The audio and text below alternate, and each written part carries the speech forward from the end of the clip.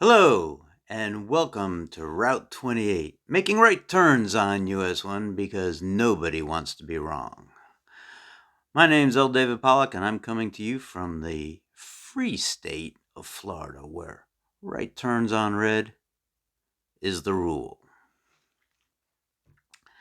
Today we're going to talk about Title 42 and the fact that it's going to expire on May 11th. I think we had an issue back maybe a month or two ago where it was going to expire and it got extended. Now it's going to expire because the whole idea behind Title 42 is to expel immigrants and illegal immigrants. They are illegal immigrants. I hate when everybody calls them immigrants. They are illegal immigrants. It gives the U.S. the power. Actually, it's the U.S. giving the U.S. the power, which, come on, to expel immigrants for medical reasons. If they're sick with COVID, they can't come in. Of course, nobody was testing them, so that was kind of, irrelevant. But anyway, all right, so a bunch of illegal immigrants have come into this country. They've brought COVID with them, and we don't even know who they are or where they are. That's our immigration policy today. It's a health crisis.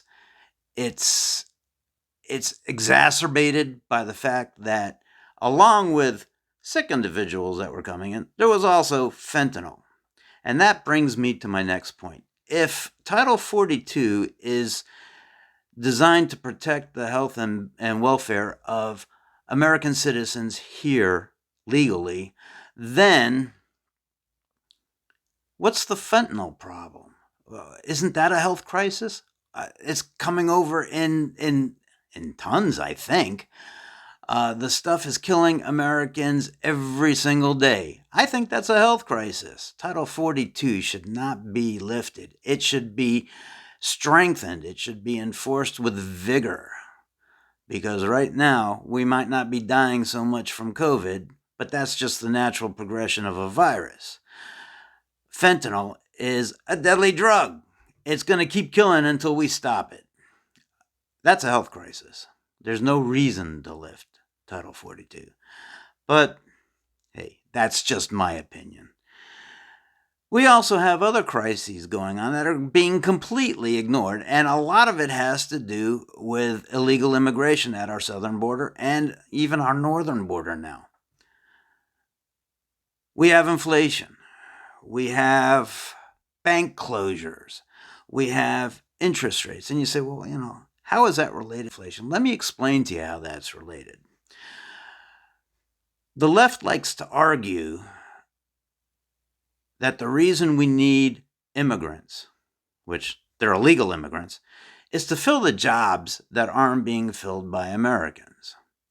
And on the face, you might say, that's true. I see help wanted signs everywhere, and nobody's doing those jobs. Again, it's a problem created by the left as a crisis because what are we doing? Our government is paying people not to work. They make more money not working than they do by working.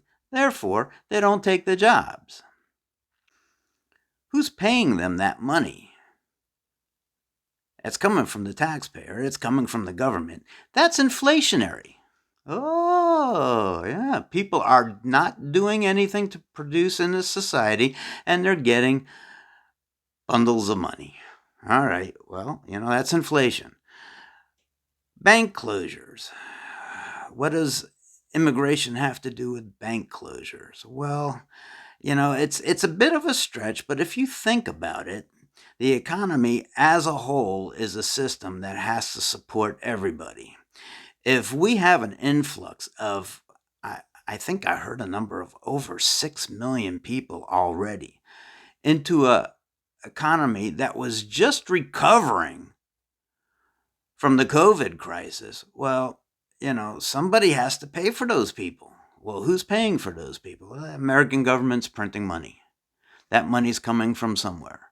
It's not coming from, donations. It's not coming from hardworking people saying, yes, here's the money for all these illegal immigrants because I want them as my neighbor. No, that's not what's happening. Definitely is not what's happening. What's happening is these people are coming over. Somebody's got to feed them. Somebody has to clothe them. Somebody has to house them. That money is coming from your federal government. Where do they get it? They push a button, print money. That's inflationary. Bank closures are happening because inflation has skyrocketed. Go to the grocery store today and try and buy what you could buy just 3 months ago with the same amount of money. Can't do it. I guarantee you can't do it. That's inflation. Well, when inflation goes up and banks have committed to financial investments that only pay 1 or 2%, most of those I think are treasury bonds, their assets become less. Their value decreases. Inflation goes up. You can make more money putting your money somewhere where it earns 5% instead of just 1%. So everybody does that. I mean, it makes sense. Bank closures. Now, the bank closure crisis has another aspect to it that's probably going to be a whole video all of its own, and that is the nationalization of our banking system. A terrible, terrible thing. It's got all sorts of negative aspects to it and zero positive aspects to it. J.P. Morgan's at the forefront of that, just so you know. And of course, when you expand the economy to pay for all these things by printing money, inflation steals from everybody. So that's the situation we find ourselves in. And it's all due, at least in part, to this illegal immigration influx. It's expensive. Somebody's paying for it. Nobody's talking about it. We're paying for it. I'm sick and tired of the left using the immigration crisis as an excuse for immigration reform. We don't have to reform anything. What we have to do, because we know it works, we didn't have any immigration problem during the Trump years, but the border was still there, the people were still there, everything was the same except we had a wall. And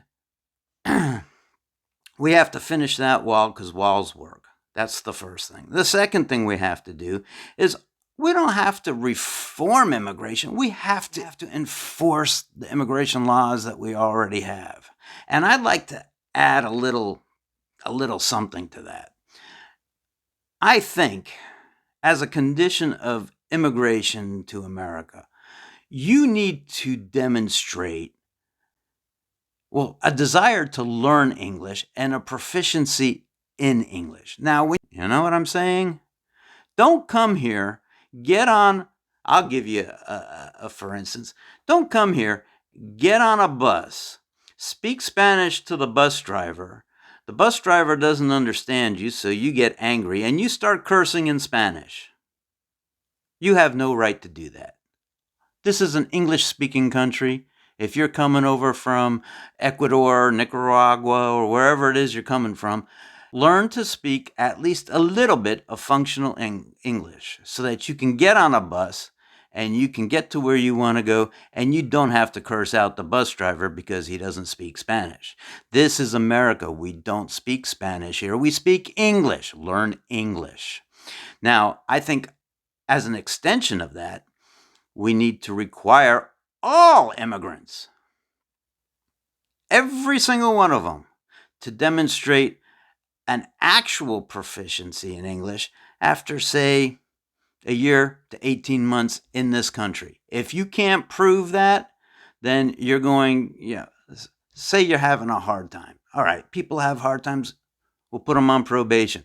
After 2 years, if you can't get a functional grasp of English, then your immigration status should be nullified. You're not demonstrating a real desire to become an American. You're just demonstrating a desire to come to America and take advantage of everything we have to give you and live your life like you were living in whatever country you came from. Now, you have the freedom in this country to do that, but in your own home. When you go out in public, you need to be able to function in society, and speaking English is a big part of it. All right, I'm done with that rant for now. Back to the subject. Let me conclude by saying we need some real solutions, not reforms. And the solutions start by enforcing the immigration laws that we already have. The solutions start by eliminating the influx of fentanyl killing our young people every single day. The solution starts with building a wall, securing our border, because a country without a border is just not a country. And we have to stop paying people not to work. How ignorant is that? Okay, I don't even have a degree in economics, and I know that is the only thing that you can define that as, besides insane, is inflationary. And the most important thing we have to do is stop making illegal immigration legal. So put people to work, stop paying them not to work, finish the wall, enforce the immigration laws that we have. And I'm going to throw something out there that really is going to light people on fire. We need to expel everybody who came in the past 4 years. I'll tell you what, they're all illegal. As they came in because Joe Biden invited them, and they even wore t-shirts saying as much, thanking him for it. An invitation by Joe Biden is not legal immigration. We have laws that govern this thing. We need to enforce those laws.